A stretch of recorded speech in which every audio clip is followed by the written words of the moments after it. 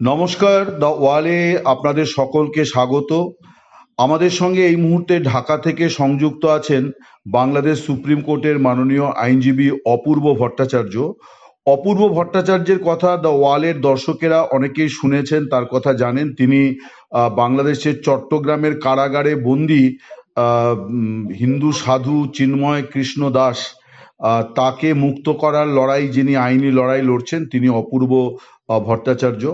তো আজকে রবিবার, বাংলাদেশে এটি সরকারি কাজের দিন, অফিস কাছারি খোলা থাকে। আজকে বাংলাদেশের হাইকোর্ট আরো দুটি মামলাতে চিন্ময় কৃষ্ণ দাসকে জামিন মঞ্জুর করেছে। তো আমরা সেই বিষয়ে কথা বলবো।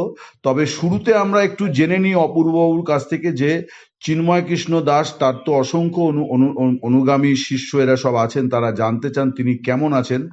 অপূর্ববাবুর সঙ্গে চিন্ময় কৃষ্ণ দাসের টেলিফোনে কথা হয় সরকারি নিয়ম মেনে। অপূর্ববাবু, আপনাকে প্রথমে এটা জানতে চাই যে আমি শুনছিলাম যে আপনার সঙ্গে শনিবারও চিন্ময় কৃষ্ণ দাসের কথা হয়েছে, তো উনি কেমন আছেন? ধন্যবাদ আপনাকে। উনি কালকে চিন্ময় কৃষ্ণ দাস ব্রহ্মচারী আমার সাথে মহারাষ্ট্রে কালকে কথা বলেছিলেন সকালে। উনি খুবই অসুস্থ, উনি লিভার সিরোসিসে আক্রান্ত এবং ওনার ওজন কমে যাচ্ছে। উনি মারাত্মক ভাবে শঙ্কিত। তাছাড়া আপনারা জানেন কিনা, ওনার মা ক্যান্সার আক্রান্ত হয়েছেন, কয়দিন আগে স্ট্রোক করেছেন, এখন শয্যাশায়ী। যে কোনো সময় উনি ওনার দুঃসংবাদ আসতে পারে ওনার মায়ের।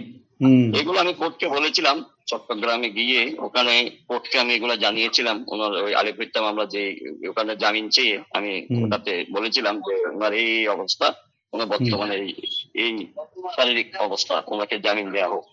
এটা চট্টগ্রামে আলিপুরটা মামলা যেটা ট্রায়াল চলতেছে দ্রুত বিচার আদালতে। এখন আজকে যেটা হলো,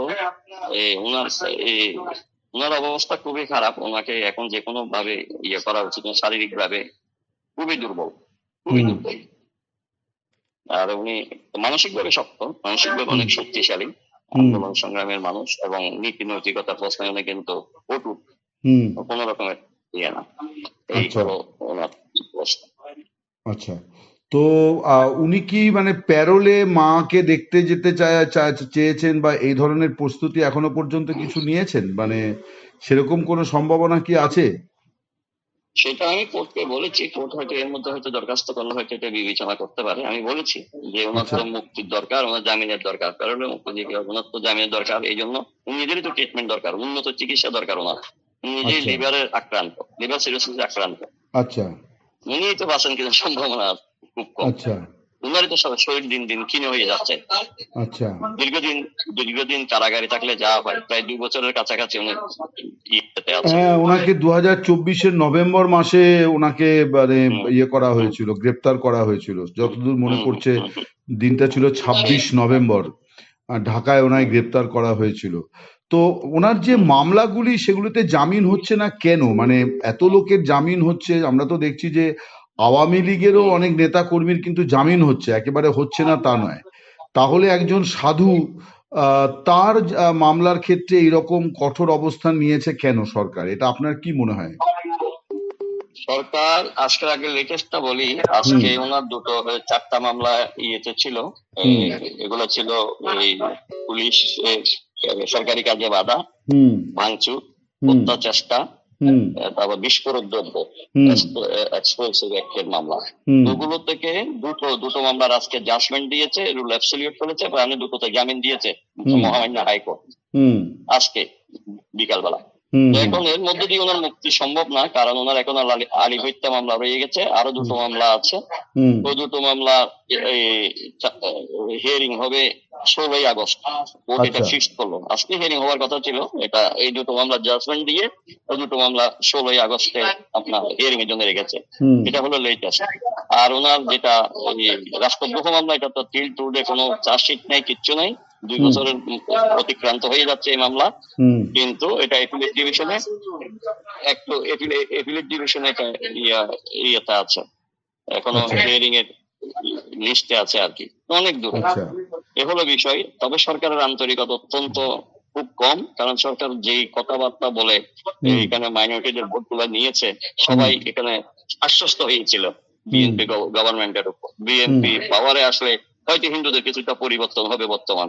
হুম জমাতকে ঠেকানোর জন্য যা যা দরকার তা তো এখানে সংখ্যালঘুরা করেছিল, ধর্মীয় সংখ্যালঘুরা অর্থাৎ হুম সনাতনী সমাজ, হিন্দু বৌদ্ধ খ্রিস্টান সবাই মিলে। হুম তো অনেক ভোটও পেয়েছে, ভোট পেয়ে পাওয়ার এসেছে, এসে পুরা টার্ন নিয়েছে। আচ্ছা বরং নির্যাতনের মাত্রা বেড়ে গেছে, ওরা মুখে সমস্ত ভালো ভালো কথা বলবে এখন। আর ওই চিন্ময় প্রভু যেভাবে বেন না হয় তার জন্য যত রকমের ব্যবস্থা, সে ব্যবস্থা করা হচ্ছে। যেমন আচ্ছা আপনার এখন ওইটা একটা ট্রায়াল শুরু হয়ে গেছে দ্রুত বিচারে। হুম আপনার আরিফ হইতাম, আরিফের মিথ্যা অত্যন্ত জঘন্যতম একটা ইয়েতে ওনাকে হুম মেটিকুলাস ডিজাইনে এই সমস্ত গুলা করিয়ে এখন ওনাকে মানে সাজা দেওয়ার জন্য চিন্তা ভাবনা করতেছে। ওই হত্যাকাণ্ডের সময় তো চিন্ময় কৃষ্ণ দাস তখন তিনি পুলিশি হেফাজতে ছিলেন, মানে আদালতে, হ্যাঁ, পুলিশের হেফাজতে আছে, আর পুলিশের হেফাজতে তখন ছিল। ওনার হত্যাকাণ্ড কোনো হয়েছে। হুম হ্যাঁ হ্যাঁ হ্যাঁ হ্যাঁ, ফলে তিনি যখন ওনার কোনো পুলিশি রকমের হেফাজতে, ইনভলভমেন্ট নাই, কোনো ইনভলভমেন্ট নাই। ইনভলভমেন্ট ওরা নিয়ে আসতেছে, যে হুম ওদের বক্তব্য হচ্ছে ওনার নির্দেশদাতা। এখন পুলিশের কাস্টডি থাকলে কে নির্দেশও বা দেবে, আরেকজন সাধু মানুষ হুম নির্দেশ দেওয়ার জায়গাটা কোথায়? ঠিক, এই হলো ওদের বক্তব্য। অর্থাৎ হুম যেমনে তেমনে মিলে, অর্থাৎ ওনার উপর একটা করে নিয়ে আসা।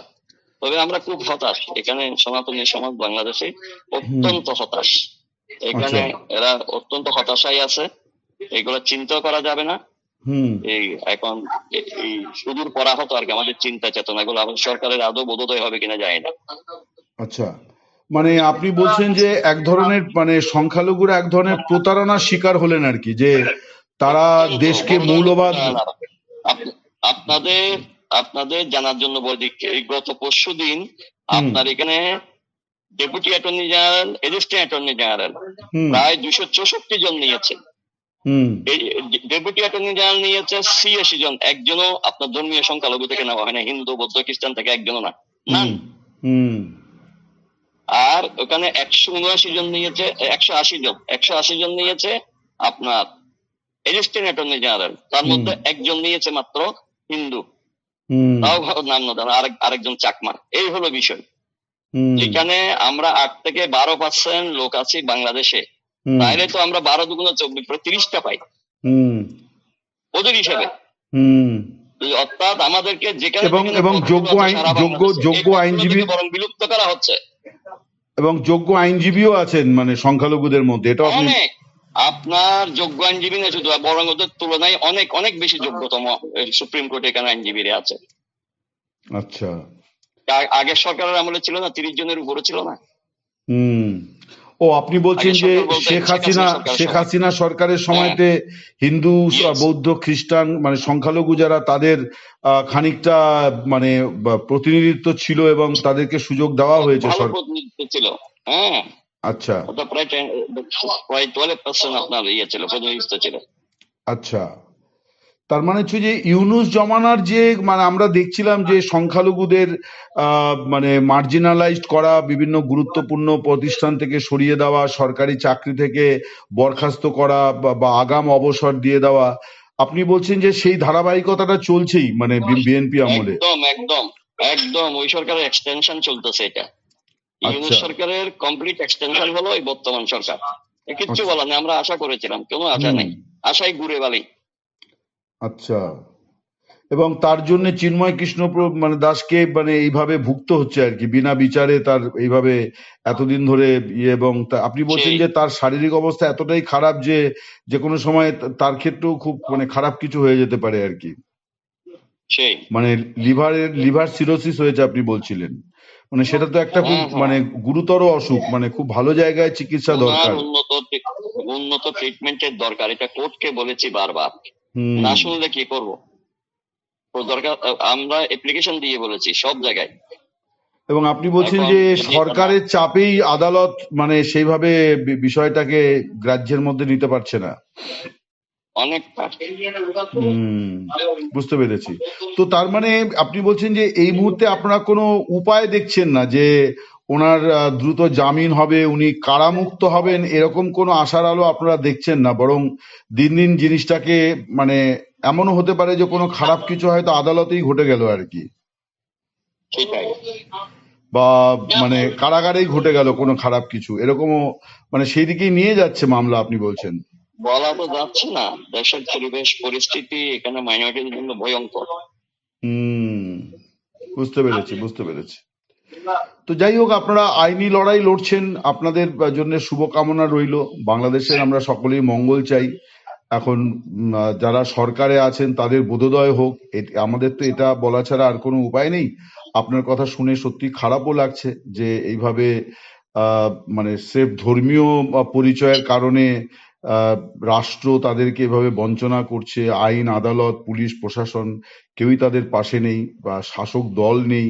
এটা তো ঘটনা, আমরা তো ভোটের সময় দেখেও ছিলাম। বিএনপি তাদের ইস্তেহারেও বলেছিল, সভা সমিতিতেও তারা বলেছিলেন যে সংখ্যালঘুদের নিরাপত্তা নিশ্চিত করা হবে, এবং সংখ্যালঘুরাও জামায়াতে ইসলামীর ভয়ে তারা বিএনপিকে অনেকেই মানে উপযাজক হয়ে ভোট দিয়েছে, এরকম আমি দেখেছি আর কি। সেই সেই কিন্তু আপনি বলছেন যে আপনারা সম্পূর্ণ প্রতারিত আর কি, আপনারা সম্পূর্ণ আপনাদেরকে পুরা বাংলাদেশের সনাতনী সমাজ, হুম হিন্দু বৌদ্ধ খ্রিস্টানেরা কমপ্লিট প্রতারণার শিকার।